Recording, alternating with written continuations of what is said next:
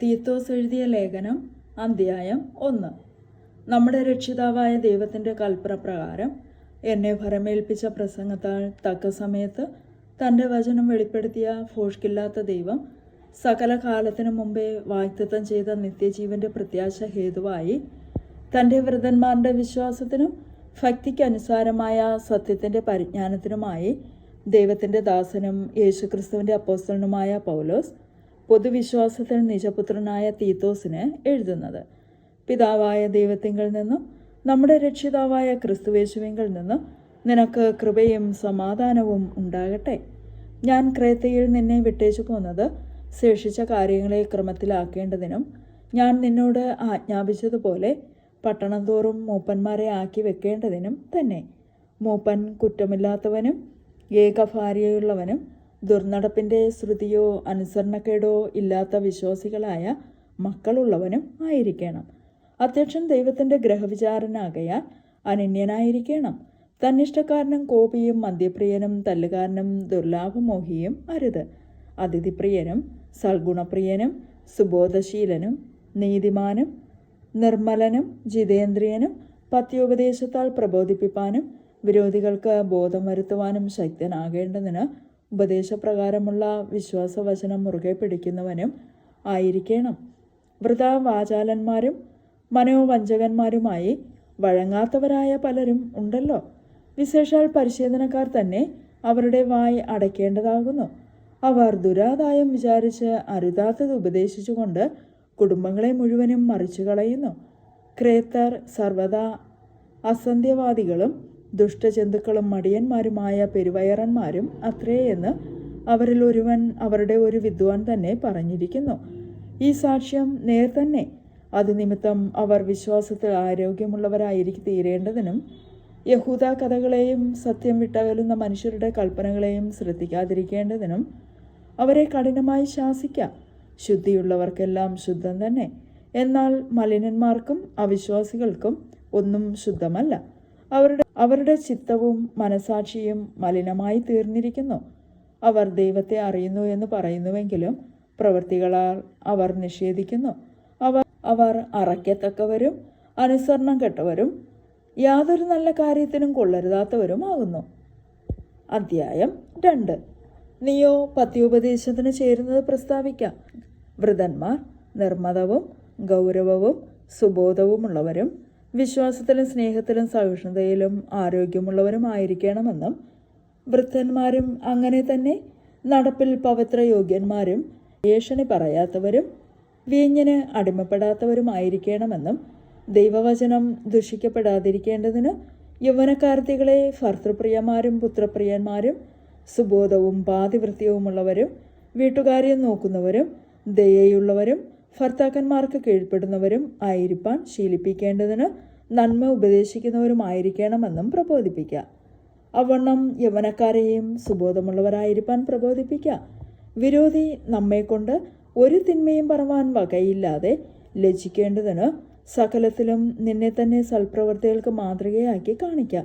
ഉപദേശത്തിൽ നിർമ്മലതയും ഗൗരവവും ആക്ഷേപിച്ചുകൂടാത്ത പത്യവചനവുമുള്ളവൻ ആയിരിക്കുക. ദാസന്മാർ നമ്മുടെ രക്ഷിതാവായ ദൈവത്തിൻ്റെ ഉപദേശത്തെ സകലത്തിലും അലങ്കരിക്കേണ്ടതിന് യജമാനന്മാർക്ക് കീഴടങ്ങി സകലവിധത്തിലും പ്രസാദം വരുത്തുന്നവരും എതിർപ്പറയുകയോ വഞ്ചിച്ചെടുക്കുകയോ ചെയ്യാതെ സകലത്തിലും നല്ല വിശ്വസ്തത കാണിക്കുന്നവരുമായി ഇരിപ്പാൻ കൽപ്പിക്കുക. സകല മനുഷ്യർക്കും രക്ഷാകരമായ ദൈവകൃപ ഉദിച്ചുവല്ലോ.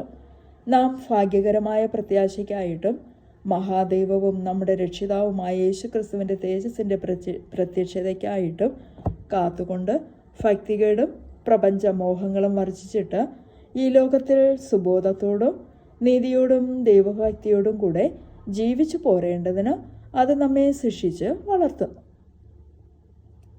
അവൻ നമ്മെ സകല അധർമ്മത്തിൽ നിന്നും വീണ്ടെടുത്ത് സൽപ്രവൃത്തികളിൽ ശുഷ്കാന്തിയുള്ളൊരു സ്വന്തം ജനമായി തനിക്ക് ശുദ്ധീകരിക്കേണ്ടതിന് തന്നെത്താൻ നമുക്ക് വേണ്ടി കൊടുത്തു. ഇത് പൂർണ്ണ ഗൗരവത്തോടെ പ്രസംഗിക്കുകയും പ്രബോധിപ്പിക്കുകയും ശാസിക്കുകയും ചെയ്യുക. ആരും നിന്നെ തുച്ഛീകരിക്കരുത്. അധ്യായം 3. വാഴ്ചകൾക്കും അധികാരങ്ങൾക്കും കീഴടങ്ങി അനുസരിപ്പാനും സകല സൽപ്രവൃത്തിക്കും ഒരുങ്ങിയിരിപ്പാനും ആരെക്കൊണ്ടും ദൂഷണം പറയാതെയും കലഹിക്കാതെയും ശാന്തന്മാരായി സകല മനുഷ്യരോടും പൂർണ്ണ സൗമ്യത കാണിപ്പാനും അവരെ ഓർമ്മപ്പെടുത്തുക. മുമ്പേ നാമും ബുദ്ധികെട്ടവരും അനുസരണമില്ലാത്തവരും വഴിതെറ്റി നടക്കുന്നവരും നാനാമോഹങ്ങൾക്കും ഭോഗങ്ങൾക്കും അധീനരും ഈർഷ്യയിലും അസൂയയിലും കാലം കഴിക്കുന്നവരും ദേഷിതരും അന്യോന്യം പകയ്ക്കുന്നവരും ആയിരുന്നുവല്ലോ. എന്നാൽ നമ്മുടെ രക്ഷിതാവായ ദൈവത്തിൻ്റെ ദയയും മനുഷ്യപ്രീതിയും ഉദിച്ചപ്പോൾ അവൻ നമ്മെ നാം ചെയ്ത നീതിപ്രവൃത്തികളാലല്ല തൻ്റെ കരുണപ്രകാരം അത്രേ രക്ഷിച്ചത്. നാം അവൻ്റെ കൃപയാൽ നീതീകരിക്കപ്പെട്ടിട്ട് പ്രത്യാശപ്രകാരം നിത്യജീവൻ്റെ അവകാശികളായി തീരേണ്ടതിന് പുനർജനന സ്നാനം കൊണ്ടും നമ്മുടെ രക്ഷിതാവായ യേശുക്രിസ്തു മൂലം നമ്മുടെ മേൽ ധാരാളമായി പകർന്ന പരിശുദ്ധാത്മാവിൻ്റെ നവീകരണം കൊണ്ടും തന്നെ. ഈ വചനം വിശ്വാസയോഗ്യം. ദൈവത്തിൽ വിശ്വസിച്ചവർ സൽപ്രവർത്തികളിൽ ഉത്സാഹികളായിരിക്കാൻ കരുതേണ്ടതിന് നീ ഇത് ഉറപ്പിച്ച് പറയണമെന്ന് ഞാൻ ഇച്ഛിക്കുന്നു. ഇത് ശുഭവും മനുഷ്യർക്ക് ഉപകാരവും ആകുന്നു. മൗഢ്യതർക്കവും വംശാവലികളും കലഹവും ന്യായപ്രമാണത്തെക്കുറിച്ചുള്ള വാദവും ഒഴിഞ്ഞു നിൽക്കാം. ഇവ നിഷ്പ്രയോജനവും വ്യർത്ഥവുമല്ലോ. സഭയിൽ ഭിന്നത വരുത്തുന്ന മനുഷ്യനോട് 1-2 വട്ടം ബുദ്ധി പറഞ്ഞ ശേഷം അവനെ ഒഴിക്കാം. ഇങ്ങനെയുള്ളവൻ വക്രബുദ്ധിയായി പാപം ചെയ്ത് തന്നെത്താൻ കുറ്റം വിധിച്ചിരിക്കുന്നു എന്ന് നിനക്ക് അറിയാമല്ലോ. ഞാൻ അർത്തേമാസിനെയോ തിഹിക്കോസിനെയോ അങ്ങോട്ട് അയക്കുമ്പോൾ നിക്കോപ്പൊലീസിൽ വന്ന് എന്നോട് ചേരുവാൻ ശ്രമിക്കാം. അവിടെ ഞാൻ ശീതകാലം കഴിപ്പാൻ നിശ്ചയിച്ചിരിക്കുന്നു. ന്യായശാസ്ത്രിയായ സേനാസിനും അപ്പല്ലോസിനും ഒരു മുട്ടും വരാതവണ്ണം ഉത്സാഹിച്ച് വഴിയാത്രയെ അയക്കാം. നമുക്കുള്ളവരും ഫലമില്ലാത്തവരാകാതെ അത്യാവശ്യ സംഗതികളിൽ സൽപ്രവൃത്തികൾക്ക് മുമ്പന്മാരായിരിക്കാൻ പഠിക്കട്ടെ.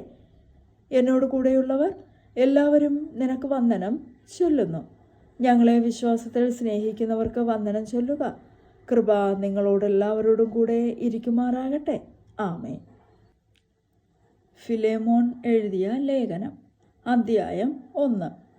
ക്രിസ്തുയേശുവിൻ്റെ ബദ്ധനായ പൗലോസും സഹോദരനായ തീമത്തിയോസും ഞങ്ങളുടെ പ്രിയനും കൂട്ടുവേലക്കാരനുമായ ഫിലോമോൻ എന്ന നിനക്കും സഹോദരിയായ അപ്പിയേക്കും ഞങ്ങളുടെ സഹപഠനായ അർക്കിപ്പോസിനും നിന്റെ വീട്ടിലെ സഭയ്ക്കും എഴുതുന്നത്. നമ്മുടെ പിതാവായ ദൈവത്തെങ്കിൽ നിന്നും കർത്താവായ യേശു ക്രിസ്തുവിങ്കിൽ നിന്നും നിങ്ങൾക്ക് കൃപയും സമാധാനവും ഉണ്ടാകട്ടെ. കർത്താവായ യേശുവിനോടും സകല വിശുദ്ധന്മാരോടും നിനക്കുള്ള സ്നേഹത്തെയും വിശ്വാസത്തെയും കുറിച്ച് ഞാൻ കേട്ടിട്ടുണ്ട്. നമ്മിലുള്ള എല്ലാ നന്മയുടെയും പരിജ്ഞാനത്താൽ നിന്റെ വിശ്വാസത്തിൻ്റെ കൂട്ടായ്മ ക്രിസ്തുവിനായി സഫലമാകേണ്ടതിന് എൻ്റെ പ്രാർത്ഥനയിൽ നിന്നെ ഓർത്ത് എപ്പോഴും എൻ്റെ ദൈവത്തിന് സ്തോത്രം ചെയ്യുന്നു. സഹോദര, വിശുദ്ധന്മാരുടെ ഹൃദയം നീ തണുപ്പിച്ചത് നിമിത്തം നിന്റെ സ്നേഹത്തിൽ എനിക്ക് വളരെ സന്തോഷവും ആശ്വാസവും ഉണ്ടായി.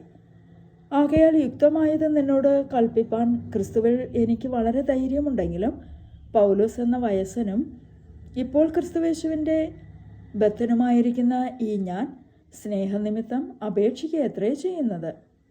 തടവിലിരിക്കുമ്പോൾ ഞാൻ ജനിപ്പിച്ച എൻ്റെ മകനായ ഒനേസിമോസിനു വേണ്ടിയാകുന്നു നിന്നോട് അപേക്ഷിക്കുന്നത്. അവൻ മുമ്പേ നിനക്ക് പ്രയോജനമില്ലാത്തവനായിരുന്നു. ഇപ്പോൾ നിനക്കും എനിക്കും നല്ല പ്രയോജനമുള്ളവൻ തന്നെ. എനിക്ക് പ്രാണപ്രിയനായ അവനെ ഞാൻ മടക്കി അയച്ചിരിക്കുന്നു. സുവിശേഷ നിമിത്തമുള്ള തടവിൽ എന്നെ ശുശ്രൂഷിക്കേണ്ടതിന് അവനെ നിനക്ക് പകരം എൻ്റെ അടുക്കൽ തന്നെ നിർത്തിക്കൊള്ളുവാൻ എനിക്ക് ആഗ്രഹമുണ്ടായിരുന്നു. എങ്കിലും നിന്റെ ഗുണം നിർബന്ധത്താൽ എന്ന പോലെ അല്ല, മനസ്സോടെ ആകേണ്ടതിന് നിന്റെ സമ്മതം കൂടാതെ ഒന്നും ചെയ്യുവാൻ എനിക്ക് മനസ്സില്ലായിരുന്നു. അവൻ അല്പകാലം വേർവിട്ടു പോയത് അവനെ സദാകാലത്തേക്ക് നിനക്ക് ലഭിക്കേണ്ടതിന് ആയിരിക്കും. അവൻ ഇനി ദാസനല്ല, ദാസന് മീതെ പ്രിയ സഹോദരൻ തന്നെ. അവൻ വിശേഷാൽ എനിക്ക് പ്രിയനെങ്കിൽ നിനക്ക് ജഡസംബന്ധമായും കർത്തൃസംബന്ധമായും എത്രയധികം. ആകയാൽ നീ എന്നെ കൂട്ടാളിയെന്ന് കരുതുന്നുവെങ്കിൽ അവനെ എന്നെപ്പോലെ ചേർത്തുകൊള്ളുക. അവൻ നിന്നോട് വല്ലതും അന്യായം ചെയ്തിട്ടോ കടംപെട്ടിട്ടോ ഉണ്ടെങ്കിൽ അത് എൻ്റെ പേരിൽ കണക്കിട്ടുകൊള്ളുക. പൗലോസ് എന്ന ഞാൻ സ്വന്തം കൈയാൽ എഴുതിയിരിക്കുന്നു. ഞാൻ തന്നു തീർക്കാം, നീ നിന്നെ തന്നെ എനിക്ക് തരുവാൻ കടംപെട്ടിരിക്കുന്നു എന്ന് ഞാൻ പറയണം എന്നില്ലല്ലോ. അതേ സഹോദര, നിന്നെക്കൊണ്ട് എനിക്ക് കർത്താവിൽ ഒരു അനുഭവം വേണ്ടിയിരിക്കുന്നു. ക്രിസ്തുവിൽ എൻ്റെ ഹൃദയം തണുപ്പിക്കാം. നിന്റെ അനുസരണത്തെപ്പറ്റി എനിക്ക് നിശ്ചയമുണ്ട്. ഞാൻ പറയുന്നതിലും അധികം നീ ചെയ്യും എന്നറിഞ്ഞിട്ടാകുന്നു ഞാൻ എഴുതുന്നത്. ഇതല്ലാതെ നിങ്ങളുടെ പ്രാർത്ഥനയാൽ ഞാൻ നിങ്ങൾക്ക് നഷ്ടപ്പെടും എന്ന് പ്രത്യാശ ഉണ്ടാകൊണ്ട് എനിക്ക് പാർപ്പിടം ഒരുക്കിക്കൊള്ളുക. ക്രിസ്തുവേശുവിൽ എൻ്റെ സഹബദ്ധനായ എപ്പഫ്രാസും എൻ്റെ കൂട്ടുവേലക്കാരനായ മർക്കോസും അരിസ്തർക്കോസും തേമാസും ലൂക്കോസും നിനക്ക് വന്ദനം ചൊല്ലുന്നു. നമ്മുടെ കർത്താവായ യേശുക്രിസ്തുവിൻ്റെ കൃപ നിങ്ങളുടെ ആത്മാവോടുകൂടെ ഇരിക്കുമാറാകട്ടെ. ആമേൻ.